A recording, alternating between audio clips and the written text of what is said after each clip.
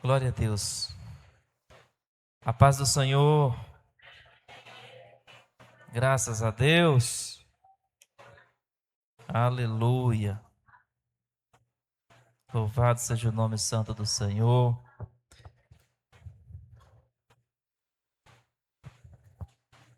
Glória a Deus. Evangelho de Lucas, capítulo 15. Você que trouxe a sua Bíblia.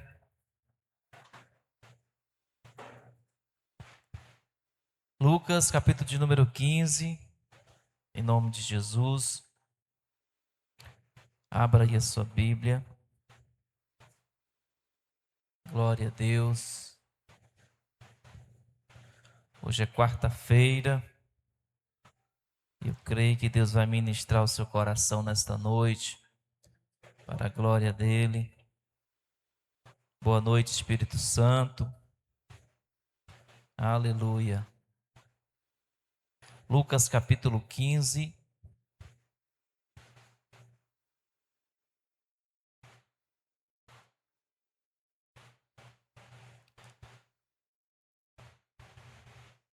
Lucas capítulo 15 é o capítulo dos perdidos e achados, né? É o setor de achados e perdidos da Bíblia, Lucas capítulo 15. Versículo 25 a seguir, a palavra diz assim: E o seu filho mais velho estava no campo, e quando veio e chegou perto da casa, ouviu a música e as danças. E chamando um dos servos, perguntou-lhe o que era aquilo, e ele lhe disse: Veio teu irmão, e teu pai matou o bezerro cevado, porque o recebeu são e salvo. Mas ele se indignou e não queria entrar. E saindo o pai, instava com ele, ou insistia com ele. Mas respondendo ele, disse ao seu pai: Eis que te sirvo há tantos anos, sem nunca transgredir o teu mandamento, e nunca me deste um cabrito para alegrar-me com os meus amigos. Vindo, porém, este teu filho, que desperdiçou a tua fazenda com as meretrizes, mataste-lhes o bezerro cevado. E ele lhe disse: Filho, tu sempre estás comigo, todas as minhas coisas são tuas. Mas era justo alegrarmos-nos e regozijarmos-nos por este teu irmão. Estava morto e reviveu, tinha se perdido e foi achado. Coloca a mão sobre o teu coração, diga: Espírito Santo, em nome de Jesus, nesta noite, ministra ao meu coração através da tua palavra. Diga: Senhor, em nome de Jesus, fala comigo. Amém. Graças a Deus. Aleluia. Glória a Deus. É possível alguém se perder dentro de casa? Você já se perdeu dentro da sua casa? Tem que ser uma casa muito grande, né? É difícil alguém se perder dentro de casa, do lugar onde vive. A não ser que a pessoa deu alguma coisa na cabeça, passou alguma coisa, um branco, e de repente ela não sabia onde estava. Mas aí foi uma falha da memória, não foi se perdeu, não. Mas quando se fala da espiritualidade, é possível sim estarmos perdidos dentro da casa. E é sobre isso que eu quero falar nessa noite. É possível estar perto de Deus. É possível participar da casa de Deus e ainda assim viver distante do coração de Deus. É possível estar na igreja e não estar com Deus. É possível estar na casa e não estar em Deus. E essa é a realidade de muita gente que estão na igreja, estão na casa, mas estão perdidos. Estão distantes do Pai. Estão na casa de Deus, mas não estão em Deus. É a realidade que muita gente tem vivido. Estão como esse menino. A gente lê essa história, a gente só vê o pródigo. O perdido era o pródigo. O perdido é o que foi embora, que gastou tudo. Mas havia outro filho dentro de casa que estava tão perdido quanto o que estava perdido. Deu para entender? Dentro daquela casa tinha um outro filho que estava tão perdido quanto o irmão mais novo. Aquele pai tinha 2 filhos. Um se perdeu porque foi para o mundo. Um se perdeu porque abandonou a casa do pai. Mas a história nos leva a entender que o filho mais velho estava com o pai, estava naquela casa, mas também havia se perdido. E a tragédia maior é quem está dentro da casa e está perdido. E eu quero que você entenda isso nesta noite. Para a gente não se perder dentro da casa. A irmã levantou a mão ali e disse que já se perdeu dentro da casa dela. Você se perder no mundo, você vai para uma cidade que você não conhece ninguém, é fácil se perder. Mas dentro da sua casa, se perder dentro de casa, é pior do que se perder fora dela. Você me compreende? No seu ambiente, onde você está todos os dias, de repente você não sabe onde está. E assim é a história de muita gente que está perdido dentro da casa. O versículo 25, a Bíblia diz que o filho estava onde? No campo. O filho estava dentro da propriedade. O filho estava perto. Mas ao mesmo tempo esse filho estava longe do seu pai. Porque apesar de estar perto geograficamente, de estar ali permanentemente na propriedade do pai, na casa do pai, na fazenda do pai, espiritualmente ele estava afastado. Porque a história nos revela que não havia relacionamento. A história nos mostra que não tinha um relacionamento. Estava na casa, mas o coração não estava. Estava na casa, mas estava longe do coração do pai. Porque faltava relacionamento. Frequentar a igreja não significa que você está tendo relacionamento com Deus. Frequentar a igreja não significa que você está caminhando com Deus. Isso aqui é mais sério, mais profundo do que você possa imaginar. Porque muita gente tem se enganado. Porque está frequentando a igreja, já está bom. Porque está frequentando uma religião e acha que já está bom. Mas frequentar a igreja não significa relacionamento com Deus. Porque o relacionamento com Deus é mais profundo do que um lugar geográfico, do que estar em uma igreja, do que estar em uma congregação. Relacionamento com Deus é mais profundo do que isso. Tem muita gente dentro da igreja mais distante de Deus. Os fariseus, eles conheciam a letra, eles conheciam as leis, eles conheciam as escrituras como ninguém. Mas não aceitaram Jesus, mas não reconheceram o Filho de Deus, mas não reconheceram o Messias. Estavam distante do Pai. Você me compreende? Amém ou não amém? Por isso não se engane, querido. É possível estar na casa de Deus, mas não estar em Deus. É possível estar em uma igreja, mas não viver na presença de Deus. Nós temos que cultivar relacionamento com Deus. A distância maior não é a distância dos pés, é a distância do coração. Tem gente que está bem pertinho da igreja, mas o coração tão longe.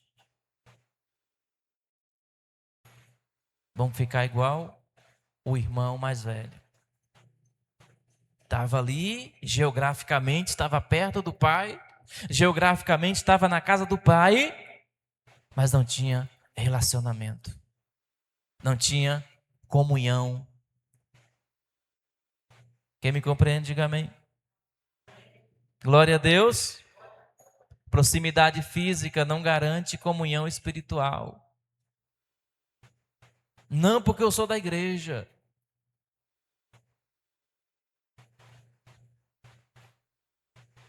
Mas se não for de Deus, nada resolvido, nada feito. Você me entende? Olha o que diz o versículo 29. Mas respondendo ele, disse ao pai: eis que te sirvo há tantos anos, sem nunca transgredir o mandamento teu. Ele estava ali, mas estava servindo como um escravo. Olhava para o pai e não via um pai, via um patrão. Estava servindo por obrigação e não servindo como filho. Porque quem serve por obrigação perde a alegria de ser filho. A irmã entendeu. Quem serve por obrigação perde a alegria de ser filho. É a falta de relacionamento. É o que esse rapaz está vivendo aqui na vida dele. Ele trabalhava muito, mas não desfrutava de nada. E a gente tem que ter cuidado na nossa vida, porque às vezes a gente trabalha tanto e não desfruta de nada. Trabalha tanto, que a obra se torna um peso, um fardo, e você não tem tempo para desfrutar de nada. Você está tão envolvido com tanta coisa e não está desfrutando da presença do Pai. Não está tendo tempo de se relacionar com Deus. Como é possível, pastor? Tem gente que está tão envolvida com a obra de Deus que não tem tempo de se relacionar com o Deus da obra. Ele não tem tempo mais. Está como esse menino aqui. Eu te sirvo há tanto tempo. Eu nunca desobedeci. Mas eu nunca comi um cabrito também. Eu nunca desfrutei de todo o serviço que eu faço. Ei, Deus quer que você faça, mas Deus quer que você desfrute daquilo que Ele tem para você. Amém? Senão a gente vai começar a olhar para Deus como quem? Como um patrão. A gente vai olhar para Deus, vai sentir Deus como um patrão nosso. Vamos fazer as coisas por obrigação. Quem é empregado aqui? Ninguém. Eu vou orar para Deus abrir porta. Você diz, pastor, não ora não, pastor. Tá bom assim. Vou orar para você virar empreendedor, amém? Mas qual é o maior motivo de você estar servindo o seu patrão? Final do mês, né? O patrão manda fazer isso, você vai lá e faz. O patrão dizer assim, você vai lá e obedece. Por quê? Final do mês tem salário. E tem gente levando a vida com Deus desse jeito. Está servindo a Deus como se Deus fosse um patrão, não um pai. Você desfruta das coisas do seu patrão? Você trabalha para ele ter as coisas, é ou não é? Você rala, você produz. Mas você não desfruta. Porque você não é filho, você é empregado. E tem gente que na vida com Deus está encarando Deus como seu patrão. Não está tendo tempo para desfrutar da presença. Marta estava agoniada para servir Jesus. Mas Maria estava desfrutando da presença de Jesus. Enquanto Marta corria de um lado para o outro, desesperada, feito doida, para dar conta do recado, para servir, para trazer o café, o biscoito, para fazer as coisas tudo direitinho, Maria estava sentada, desfrutando da presença de Jesus. Nós temos que aprender, queridos, a servir e a desfrutar. A servir e a desfrutar do que Deus tem para nós. Amém ou não amém? Glória a Deus. Porque tem gente só servindo a Deus, mas não está vivendo como filho de Deus. Ela serve. É um trator na obra. É um trator para fazer a obra de Deus. Mas às vezes não está vivendo, não está desfrutando. Está tão envolvida, tão acelerada, que acaba deixando de desfrutar do que Deus tem para ela. Quem me entende, diga amém. O menino diz: pai, eu estou aqui há tanto tempo te servindo, cumprindo seus mandamentos, fazendo tudo direitinho, e não tenho desfrutado de nada. Nós temos que aprender a desfrutar daquilo que Deus tem para nós. Servir e desfrutar. Amém ou não amém? Porque entenda uma coisa: quem trabalha para Deus, sem andar com Deus, acaba se cansando de Deus. Você pegou? Quem trabalha para Deus, sem andar com Deus, sem comunhão com Deus, acaba se cansando de Deus. Tem um tanto de gente revoltada com Deus, porque trabalhou para Deus, sem andar com Deus e se cansou de Deus. Mas a culpa foi de Deus? Não. Ela só focou em trabalhar para Deus.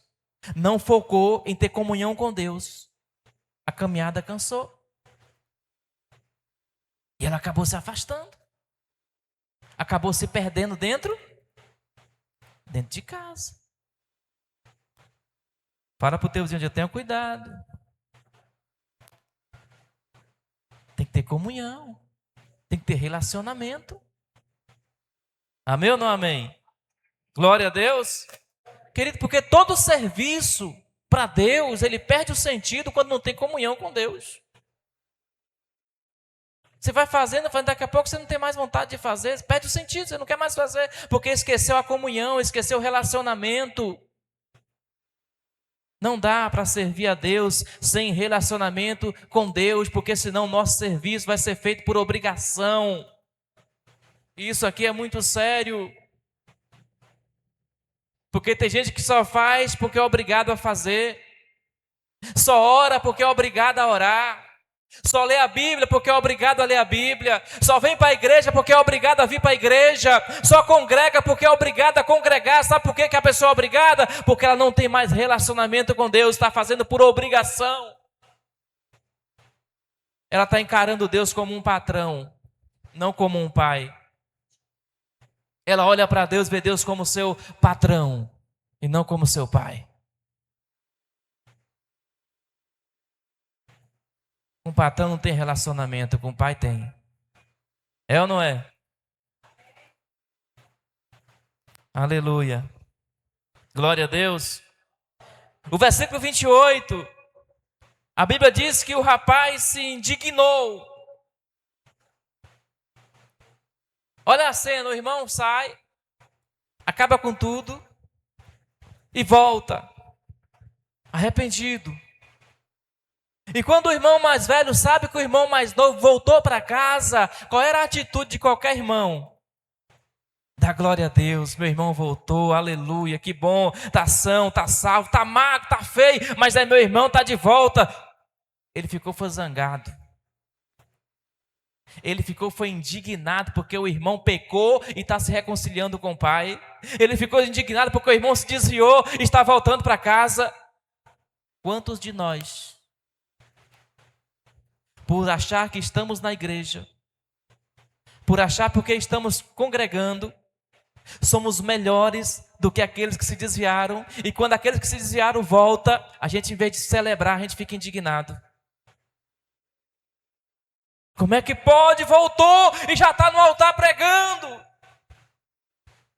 Voltou e já está no louvor. A gente se indigna. É ou não é? Porque nós somos legalistas demais.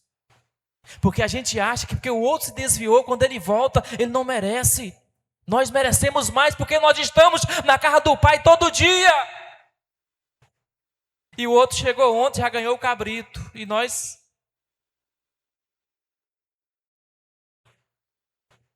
Aleluia. Ficou zangado e não queria? E não queria entrar. Ele não entendeu a graça de Deus.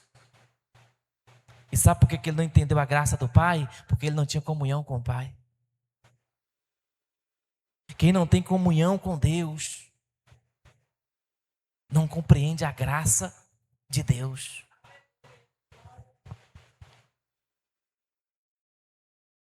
Aleluia. Glória a Deus. Ele estava ali, ele achava que merecia. Porque ele servia ao Pai há tantos anos, ele achava que merecia. Porque ele não transgredia mandamentos, ele achava que merecia. Olha aqui para mim, não é merecimento, é graça. É por isso que quando o outro se desvia e ele volta, a gente tem que celebrar, porque nós não merecíamos nada, apesar de estarmos na igreja, nós não merecíamos nada, apesar de obedecer a Deus, nós não merecíamos nada.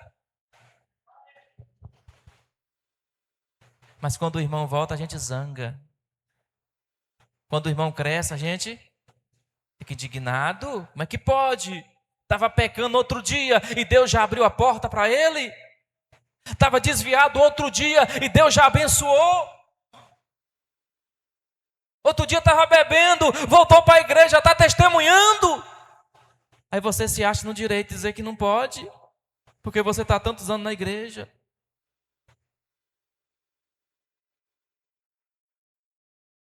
Quem me entende? Amém ou não amém? Porque a gente tem a mania de medir as coisas pelo desempenho, pelo que a gente faz, e se achar superior ao outro, porque o outro voltou agora. A gente não consegue compreender a graça de Deus, queridos. Mas todo ato da graça de Deus é para ser celebrado. Amém? Glória a Deus. Celebra o irmão que voltou.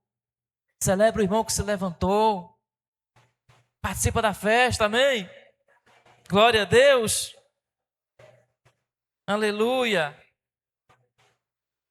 E essa história traz outro perigo que a gente vive todos os dias, que é o perigo da comparação. Lá no verso 29, é o mesmo que a gente está comentando agora.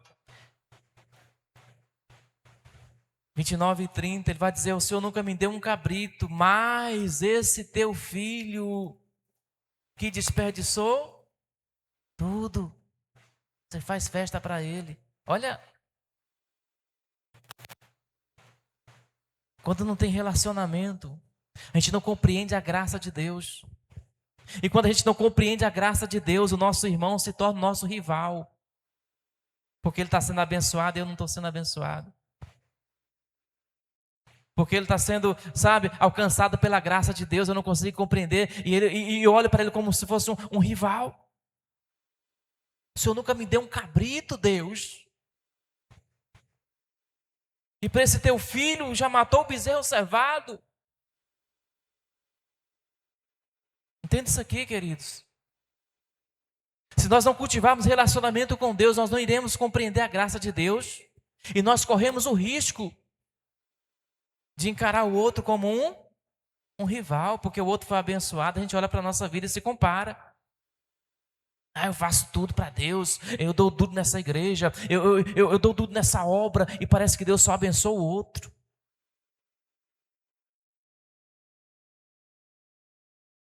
Ele olha para ele, mas o outro perdeu tudo e você mata um boi cevado para ele e você não dá nem um cabrito.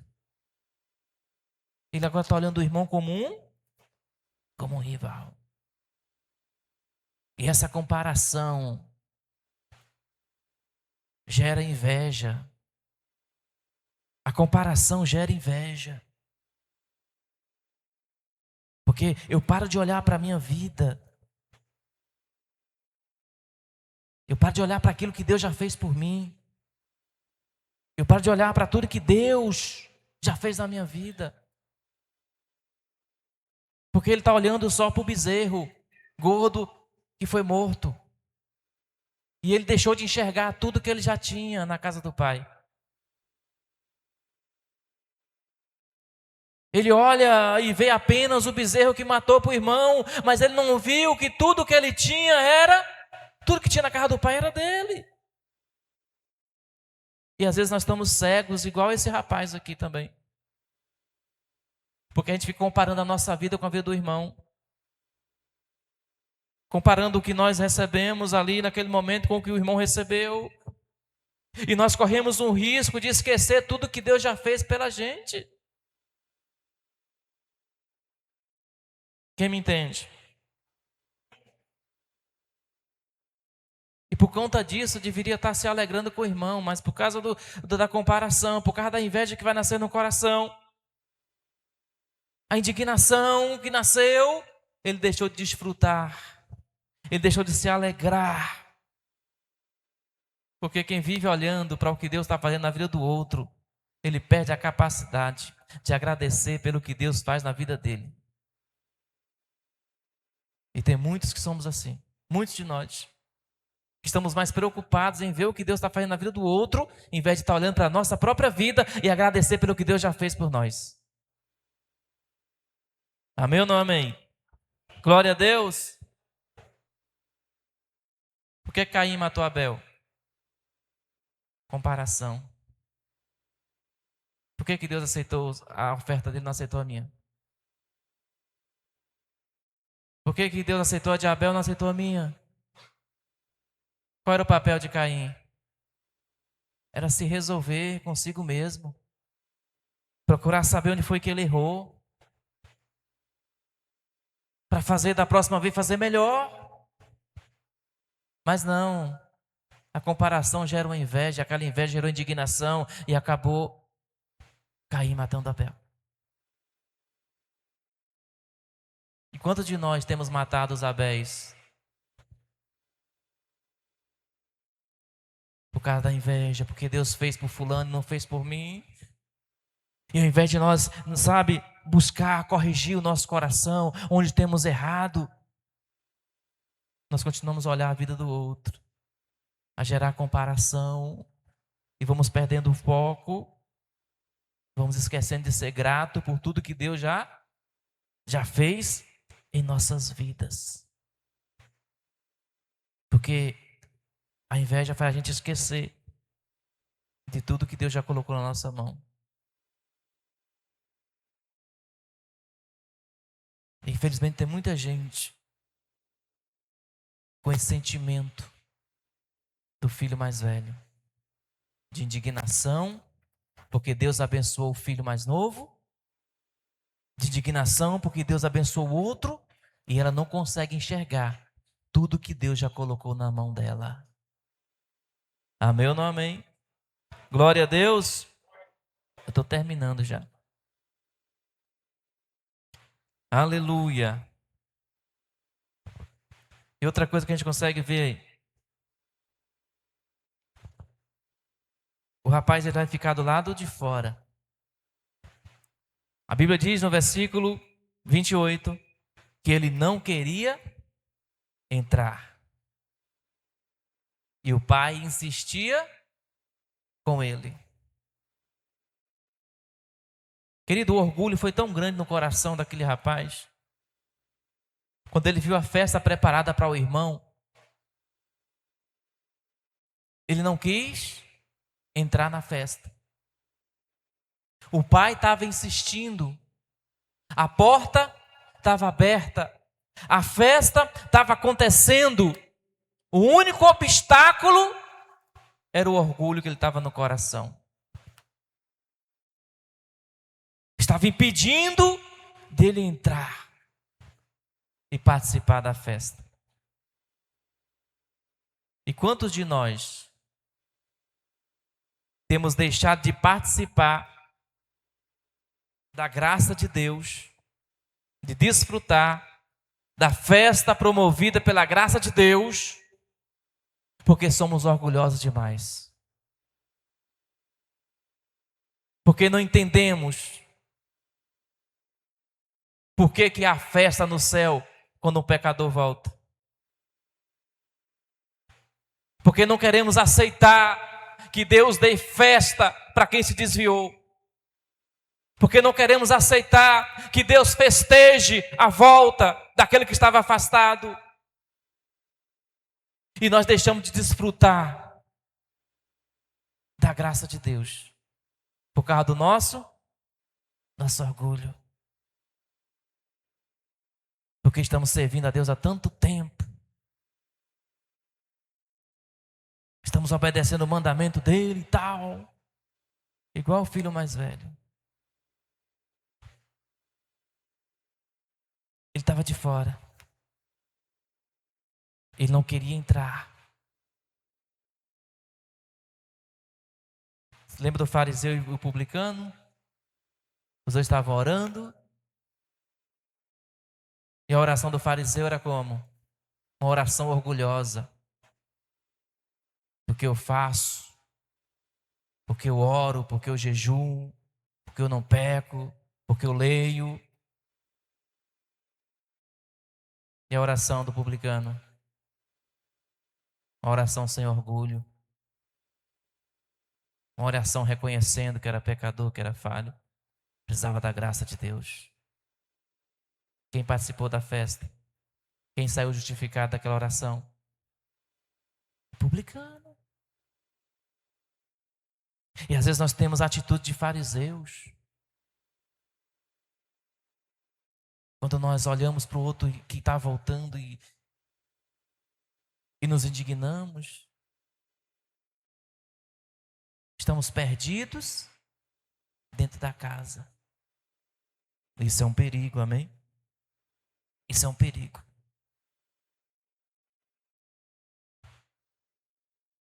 O verso 28 diz que o pai insistia com ele. O pai saiu. E nessa história você vai ver o pai saindo 2 vezes. Primeiro o pai sai para encontrar com o filho que está voltando. O pai sai para se encontrar com o filho que estava perdido e que resolveu voltar para a casa do pai. E o pai recebe o filho com alegria, com festa. Mas agora o pai também tem que sair para buscar o filho que está perdido dentro de casa. O pai sai para buscar também o que está perdido dentro de casa. Eu entendo uma coisa, queridos. Deus ainda hoje tem saído tanto para encontrar quem está lá fora, como para encontrar quem está perdido aqui dentro. Deus ainda hoje tem saído para encontrar quem está perdido lá fora, como também tem saído para se encontrar com quem está perdido dentro da casa do Pai. Deus continua. Amém ou não amém?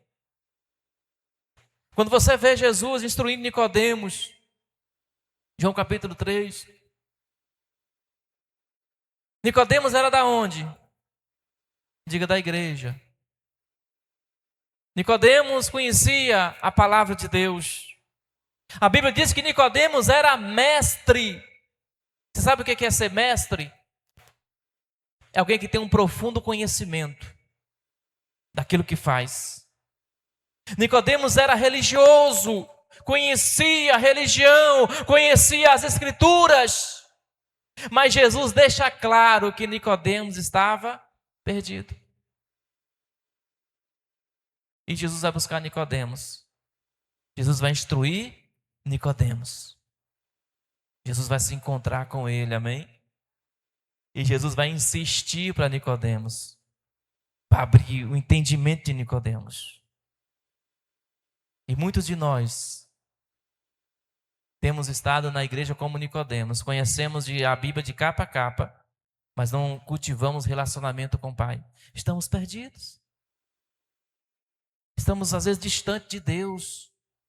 Mesmo conhecendo a palavra, mesmo conhecendo as escrituras, às vezes não cultivamos um relacionamento com o Pai. O irmão do filho pródigo, o filho mais velho, servia ao Pai, obedecia aos mandamentos do Pai. Mas a história deixa claro que não havia relacionamento, proximidade. E nós corremos o grande risco de nos tornarmos assim, se nós não buscarmos nos relacionar com Deus. Amém ou não amém? Ele era filho, mas vivia como se fosse um empregado. Ele era filho, mas via Deus como se fosse um patrão, o Pai como se fosse um patrão. Amém ou não amém? Glória a Deus. Para a gente terminar, versículo 31. Olha o que a palavra diz. E ele disse, o pai fala para o filho, filho, tu sempre estás comigo, e todas as minhas coisas são tuas. Você consegue entender essa frase do pai?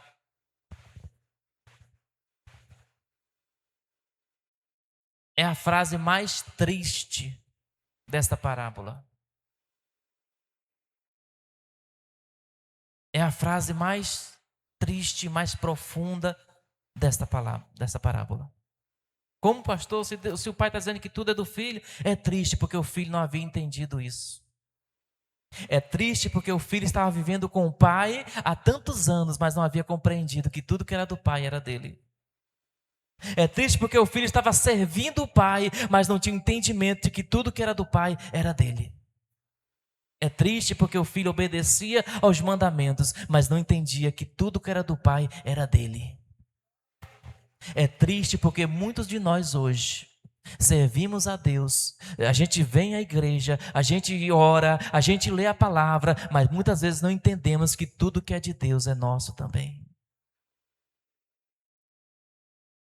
Ele tinha a casa do pai, ele tinha a herança do pai, ele tinha tudo que era do pai, mas vivia como se fosse um empregado do pai. Você sente que o carro do seu patrão é seu? Não, né? Não dá. Você trabalha no mercado, você sente que o mercado é seu? Você é só um empregado lá, é ou não é? Mas e o filho do seu patrão? Ele sabe que o carro é dele também. Ele sabe que a casa é dele. Ele sabe que o mercado é dele. Porque ele é filho. Você serve a Deus há tanto tempo. Você já entendeu que tudo que é de Deus é seu? Hã? Ou Deus vai ter que dizer isso para você? Deus vai ter que chamar você num canto para uma conversa e dizer, meu filho, tudo que eu tenho é seu. Entenda isso, compreenda isso. Querido, isso aqui é um desabafo de um pai que está vendo o filho perdido dentro de casa. Meu filho, tudo que eu tenho é seu. O cabrito é seu, o boi cevado que eu matei também é seu.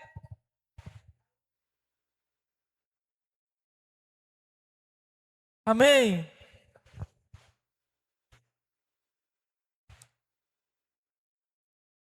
E a gente tem dificuldade de entender que tudo que é de Deus é nosso. E nós passamos uma vida toda servindo a Deus e não entendendo que nós temos direito. A herança é nossa. Você é herdeiro de Deus, amém ou não amém? Glória a Deus. Descansa, queridos. A gente passa a vida toda, sabe, servindo. Passa a vida toda. E às vezes sem compreender que tudo que é de Deus é nosso. Tudo que é do Pai é nosso. E sabe por que a gente não compreende? Porque falta relacionamento. Porque às vezes fazemos por obrigação.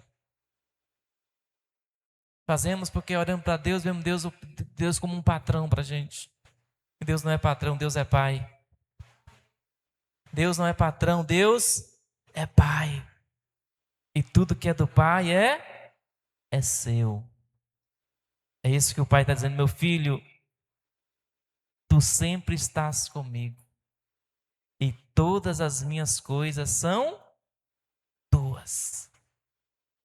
Glória a Deus. Para para o teu vizinho e diga, Deus é teu Pai. E tudo que é do Pai é seu também. Por herança, por direito, em nome de Jesus.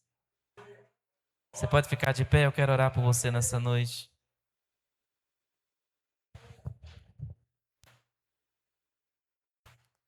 Aleluia.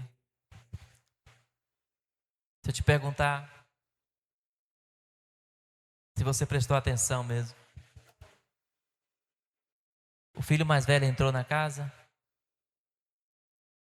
Hã? Não. Entrou, pastor Genisvaldo? Sabe por que a Bíblia não diz se ele entrou, se não entrou? Você falou que não entrou, mas isso não está na Bíblia não. E nem está que entrou também. Fala que o pai insistiu com ele. O pai falou, tudo que é meu é teu. E a história morre aí. Sabe por quê? Aleluia. Porque nós somos esse filho. E apesar do pai convidar, apesar do pai insistir, apesar do pai declarar que tudo que era dele era do filho, cabe ao filho a decisão de entrar ou não na casa do pai. Deus te encontrou, mas você também precisa se encontrar na casa de Deus. Amém ou não amém? A história ficou ali em aberto, é ou não é? Você nunca vai saber, só quando chegar lá no céu você pergunta, Jesus, e o menino lá, o filho mais velho, entrou ou não entrou na festa? Mas a Bíblia não relata que ele entrou, nem que ele não entrou. Essa decisão cabe a mim e a você, porque hoje nós somos esse filho mais velho.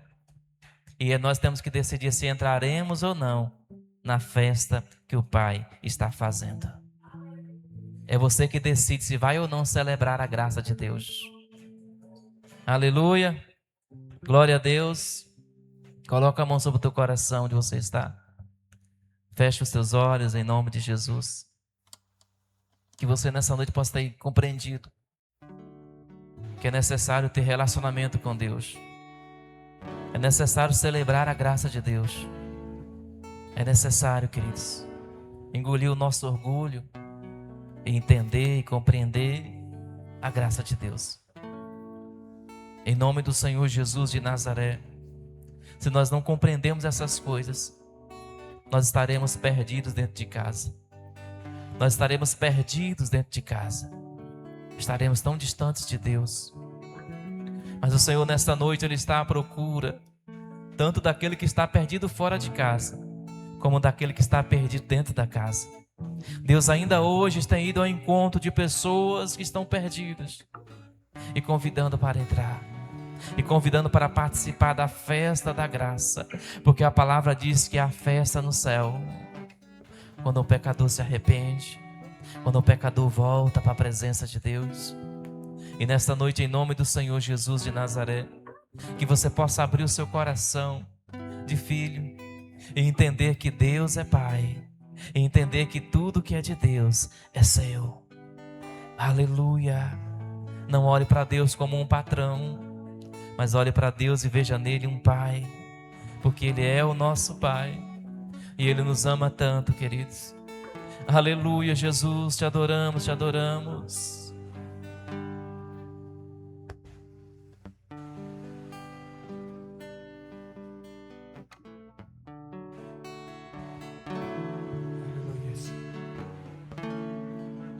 Adore o Senhor nessa noite.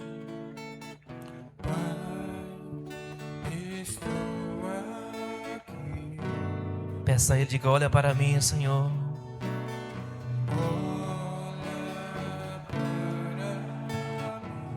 Diga: eu estou desesperado por mais de Ti. Aleluia.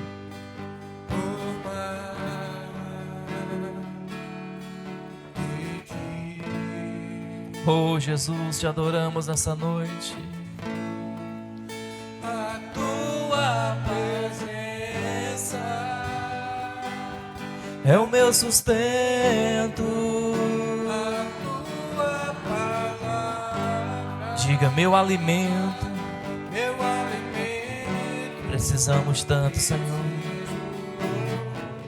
A Sua voz.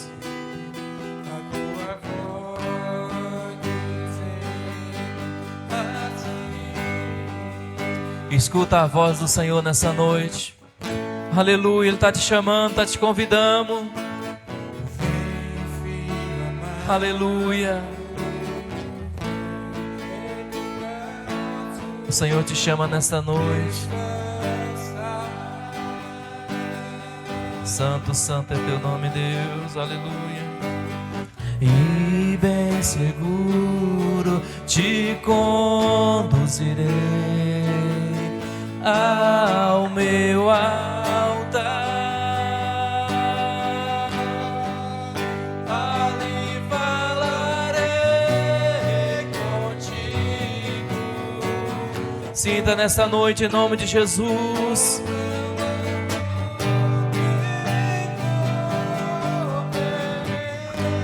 Glória a Deus.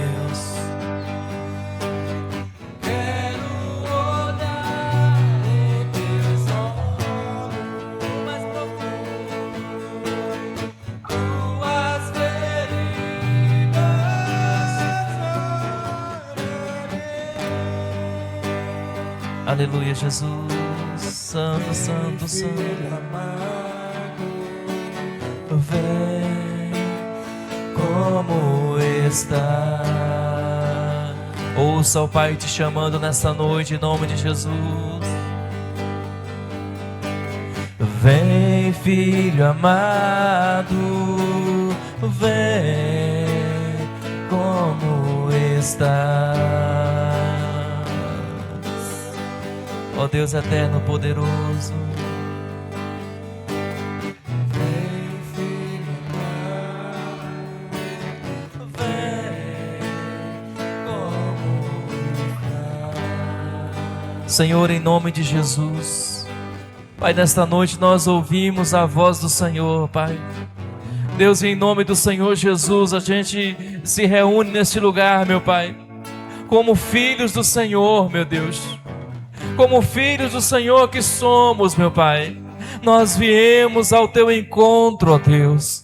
Nós viemos ao encontro do nosso Pai, Senhor. Ah, Deus eterno, em nome do Senhor Jesus de Nazaré, Pai, que o Senhor nesta noite, meu Pai, possa vir ao encontro de cada filho do Senhor aqui nesta noite, meu Pai. Ah, Deus eterno, em nome do Senhor Jesus de Nazaré, Pai, essa pessoa que talvez nessa noite se encontra tão distante de Ti, meu Pai, apesar de estar na igreja, meu Pai, mas às vezes o coração está longe, meu Deus, não tem cultivado um relacionamento contigo, meu Pai, não tem se aproximado do Senhor, meu Pai, mas nesta noite, em nome do Senhor Jesus, que ela possa ter ouvido a Tua voz, meu Pai, e ela possa decidir nesta noite, Pai, viver como um filho do Senhor, viver como uma filha do Senhor, meu Pai, entender, meu Pai, que o Senhor é o nosso Pai, Deus, aleluia, Deus, em nome do Senhor Jesus.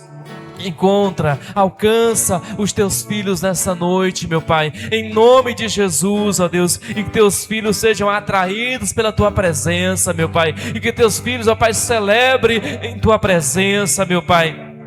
Que os teus filhos celebrem a graça do Senhor nesta noite, meu Pai, em nome do Senhor Jesus de Nazaré, Pai. Graças nós te damos nessa noite, Deus. Te adoramos, te exaltamos, ó Deus, no nome poderoso do Senhor Jesus de Nazaré, em nome de Jesus. Aleluia. Você que crê, dê um aplauso ao Senhor nesta noite.